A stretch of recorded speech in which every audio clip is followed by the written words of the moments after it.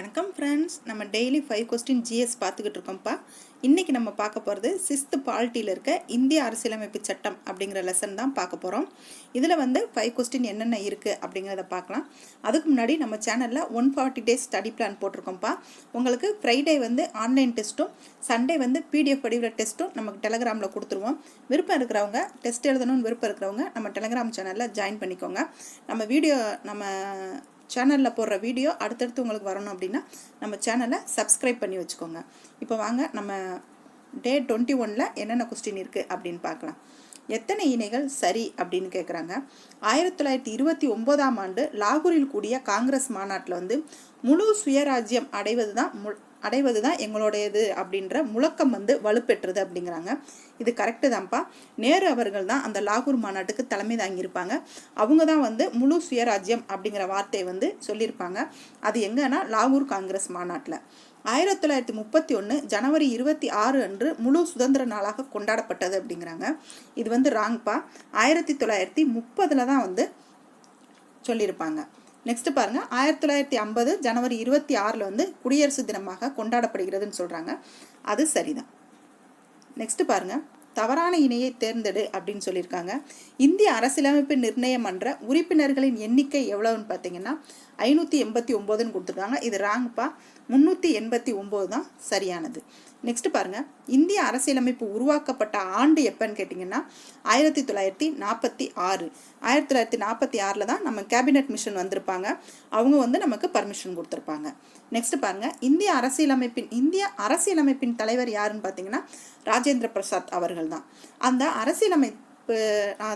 அரசியலமைப்பு அமைச்சிருந்தாங்க இல்லையா, அதில் எத்தனை பெண்கள் இடம்பெற்றிருந்தாங்கன்னா 15 பெண்கள் இடம்பெற்றிருந்தாங்க.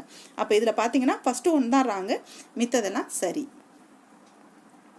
நெக்ஸ்ட் பாருங்க, எத்தனை இணைகள் தவறானதுன்னு கொடுத்துருக்காங்க. அரசியலமைப்பு குழு உறுப்பினர்களின் எண்ணிக்கை 9 அப்படின்னு கொடுத்துருக்காங்க. இது தப்புப்பா. ஏன்னா அரசியலமைப்பு குழு உறுப்பினர்களின் எண்ணிக்கை எவ்வளவுனா 7 பேர் தான். வரைவு குழுவின் தலைவர் ராஜேந்திர பிரசாத் அப்படின்னு கொடுத்துருக்காங்க. வரைவு குழுவின் தலைவர் அம்பேத்கர் தான் வருவாங்க. ராஜேந்திர பிரசாத் அரசியலமைப்பு நிர்ணய சபை குழுவின் தலைவர் தான் ராஜேந்திர பிரசாத் அவர்கள். வரைவு குழுவின் ஆலோசகர் PN ராய்னு கொடுத்துருக்காங்க. அது தப்புப்பா. ராவ் அவர்கள் தான் வரைவு குழுவோட ஆலோசகராக இருந்தாங்க. PN ராவ். வரைவு குழுவின் முதல் கூட்டம் 1947 டிசம்பர் 9 நடந்துச்சு அப்படின்னு சொல்றாங்க. இது ராங்குப்பா. 1946 தான் அதனோட முதல் கூட்டம் நடந்துச்சு. அப்போ இந்த கொஸ்டின் பார்த்தீங்கன்னா அனைத்தும் தவறு அப்படின்னு கொடுத்துருக்கோம். இது எதனால் வச்சுச்சு அப்படின்னா, எல்லா கொஸ்டினுமே உங்களுக்கு சரின்னு கொடுத்துட்டோம்னா நம்ம கடகடன்னு நம்ம ரீட் பண்ணிட்டு போகும்போது நமக்கு எல்லாமே சரி மாதிரியே தெரியும். இந்த மாதிரி தவறான கொஸ்டின் வைக்கும்போது நம்ம அந்த இடத்துல கொஞ்சம் ஸ்ட்ரக் ஆயிடுவோம். அதனால தவறான இணைகளும் நம்ம படிச்சுக்கிட்டோம் அப்படின்னா நம்ம கொஸ்டினை கொஞ்சம் ஆழமாக படிக்கிறதுக்கும் கொஞ்சம் கவனமாக படிக்கிறதுக்கும் நம்ம மைண்ட் செட் ஆகும். அதுக்காக தான் இந்த கொஸ்டின் வச்சது. சரிங்களா? நெக்ஸ்ட் பாருங்க, சரியான கூற்றை தேர்ந்தெடுக்க. நமது அரசியலமைப்பு சட்டத்தை உருவாக்க 60 நாடுகளில் இருந்து அரசியலமைப்புலேருந்து எடுத்தாங்கங்கிறாங்க. இது சரிதான். அதுக்கு எவ்வளோ செலவாச்சு அப்படின்னு பார்த்தீங்கன்னா 64 லட்சம் செலவாச்சு அப்படிங்கிறாங்க. இதை எழுதுறதுக்கு அவங்களுக்கு எவ்வளவு நாள் தேவைப்பட்டுச்சு அப்படின்னா 2 ஆண்டுகள் 11 மாதங்கள் 18 நாட்கள் இந்த அரசியலமைப்பு உருவாக்க அவங்களுக்கு தேவைப்பட்டுச்சு அப்படின்னு சொல்கிறாங்க. அதுவும் சரிதான்ப்பா. நெக்ஸ்ட் பாருங்க, 1949 நவம்பர் 26ஆம் நாளில் இந்திய அரசியலமைப்பு சட்டம் ஏற்றுக்கொள்ளப்பட்டது அப்படிங்கிறாங்க. இதுவும் சரிதான். ஏன்னா அவங்க எழுதி முடிச்ச அன்னைக்கு 49லேயே அவங்க எழுதி முடிச்சிருவாங்க. அதை அவங்க ஏற்றுக்கிடுவாங்க. ஆனால் நடைமுறைப்படுத்தினது தான் 50க்கு வந்திருக்கும். அரசியலமைப்பு சட்ட நாள் எப்போ கொண்டாடுறாங்கன்னா நவம்பர் 23ன்னு சொல்லியிருக்காங்க. இது தப்புப்பா. நவம்பர் 26 தான் சரி. ஏன்னா நம்ம இந்திய அரசியலமைப்பு சட்டம் ஏற்றுக்கொண்ட நாளை தான் நம்ம அரசியலமைப்பு சட்ட நாளாக நம்ம கொண்டாடுறோம். அது நவம்பர் 26 அப்படிங்கிறது தான் சரியான பதில்.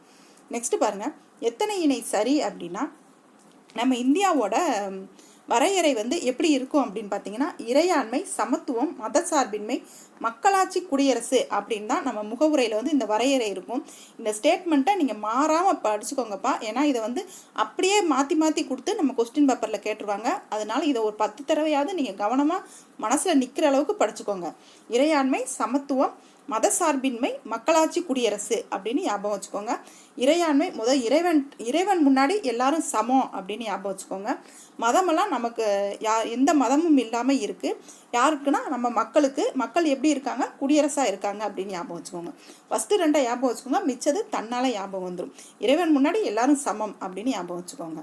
நெக்ஸ்ட் பாருங்க, ஒரு நாட்டின் உச்சநிலை அதிகாரம் என்னன்னு கேட்டிங்கன்னா அந்த நாட்டோட இறையாண்மை தான் அப்படின்னு சொல்கிறாங்க. இந்திய அரசு சட்டமன்றத்தின் வழியே ஆளப்படுகிறது அப்படிங்கிறாங்க. அது சரிதான்ப்பா. நம்ம மாநில அரசு அவங்களோட சட்டமன்றத்தின் வழியாக ஆட்சி செய்வாங்க. நம்ம மத்திய அரசு நாடாளுமன்றத்தின் வழியாக ஆட்சி செய்வாங்க. அது சரிதான். நெக்ஸ்ட் பாருங்க, இந்திய அரசியலமைப்பின் சட்டத்தின் உண்மை பிரதி, அதாவது நம்ம அரசியலமைப்பு சட்ட புக்கு எழுதுனாங்கல்ல, அதோட உண்மை பிரதி இந்தி ஆங்கிலம் அப்படிங்கிற 2 மொழியிலுமே எழுதுனாங்க.